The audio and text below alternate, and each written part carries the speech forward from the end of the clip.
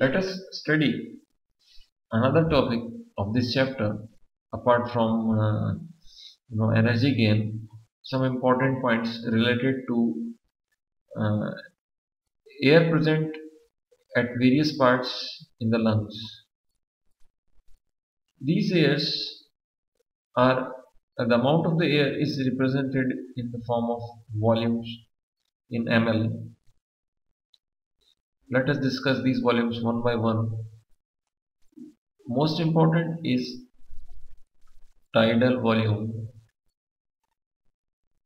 This topic is studied under respiratory volumes. So tidal volume, it is the volume of air inspired or expired in relaxed position. Amount of air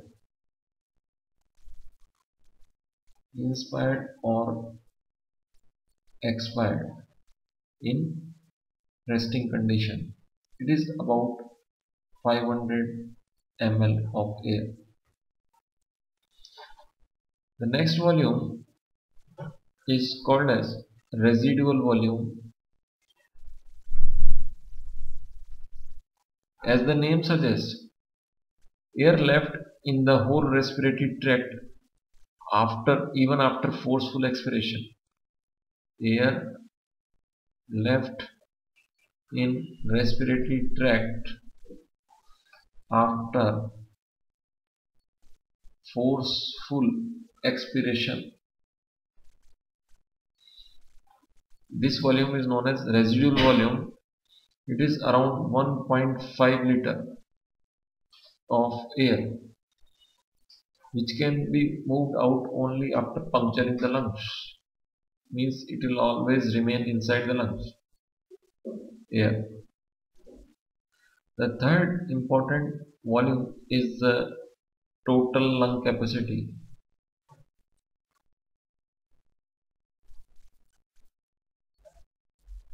TLC, total lung capacity. Maximum amount of air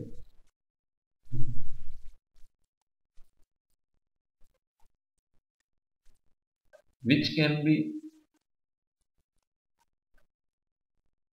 breathed in as well as let us once again discuss this term, that is TLC. TLC, I am repeating, total lung capacity is the maximum amount of air the lungs can hold after forceful inspiration. Maximum amount of air which can be held by lungs after forceful inspiration. It is very important, total lung capacity. Then comes another important term, that is vital capacity. Vital capacity is the maximum amount of air which can be breathed out. Maximum amount of air which can be breathed out during one expiration.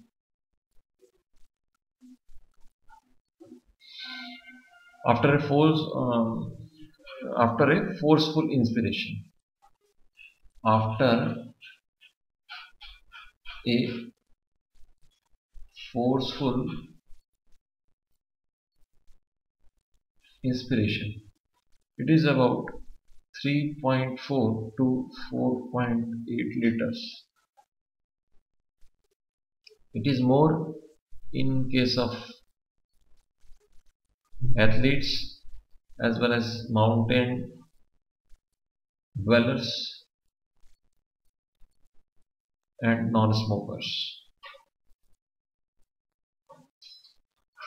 Basically, the blood is in the form of a liquid connective tissue. It not only transports oxygen but also transports nutrients. We should remember some of the key points here which are related to the process of respiration, that the amount of hemoglobin, which is a chromoprotein present in the RBCs, it is about 15 gram per 100 ml of blood in healthy person. It's an average value. It may vary between 12 to 15 gram per 100 ml of blood in a healthy individual. And the major amount of transport of oxygen takes place with this pigment, and about 3% of the oxygen is transported dissolved in the plasma. In a normal person, 1 gram of hemoglobin binds to about 1.34 ml of oxygen. 1 gram Hb can bind to 1.34 ml of oxygen. Thus, if there is a 100 ml blood and its oxygen carrying capacity is 20 ml. Similarly, carbon dioxide is also transported by RBCs as well as in plasma. But the majority of CO2 is transported again by with the help of RBCs as well as in plasma. It is very less in case of plasma because if CO2 amount increases, then pH of blood will come down because of acidity, formation of H2CO3, H2O plus CO2. This results in the formation of H2CO3, which increases the acidity, or in other words, it decreases the pH. Carbon dioxide is a toxic gas and it should be removed from the blood very fast. So blood is sent to the lungs for purification via heart, where it is dissociated with hemoglobin and it is released by simple diffusion into alveolar air. We should remember the diagram of alveoli. This is the alveoli. It is surrounded by a thin network of blood capillaries where RBCs are present in the form of blood, and oxygen is sent in and carbon dioxide is released out. Carbon dioxide, it is released in the air. Sometimes what happens that because of pollution, specifically I want to discuss here the case of carbon monoxide, it is a toxic gas. It makes binding with hemoglobin in an irreversible way.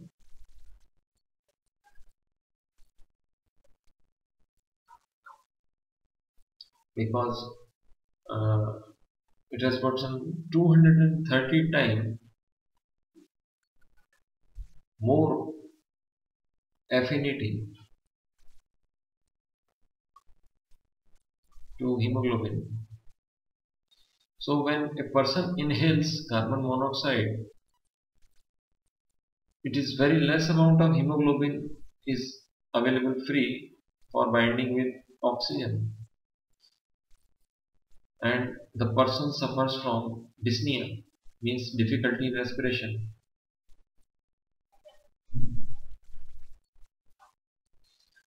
And if the condition persists for a longer time, the person may die in the absence of free hemoglobin. Particularly during winters, we should not burn coal in the closed rooms. If we burn coal in the closed rooms for escaping from winters, then it leads to accumulation of carbon monoxide gas in the room, and this may cause this deadly outcome. Carbon monoxide forms carboxyhemoglobin. Carboxyhemoglobin, and it is a molecule with stability, means carbon monoxide will be removed after a lot of difficulties from hemoglobin. It is known as carbon monoxide poisoning. It results in nausea, headache, and even death, as I told you. Another condition related to the respiratory tract should be remembered, that what is mountain sickness.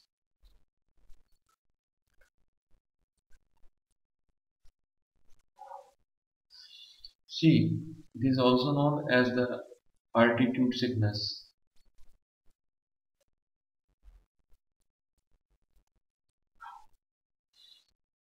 At sea level, the concentration of oxygen is about 21% in the air, and barometric pressure is around 760 millimeter of mercury. As altitude increases, as the altitude increases, the concentration remains the same, but the number of oxygen molecules is reduced. Rate of respiration is same, but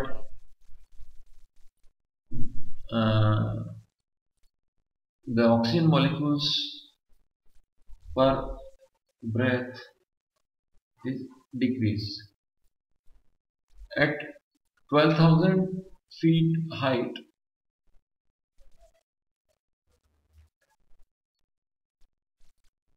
the barometric pressure is only 483 millimeter of mercury, as against 760 millimeter of mercury, which means there is roughly around 40% of the oxygen molecules available for breathing. It needs extra ventilation. Extra ventilation means fast breathing. There is a stimulus from blood which leads to synthesis of RBCs.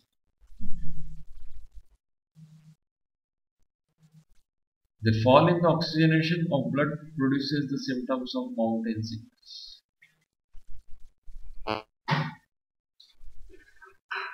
These symptoms include breathlessness, similarly dizziness, as well as nausea, and sometimes vomiting also. This is known as mountain sickness. So let us conclude this chapter here only. Thank you.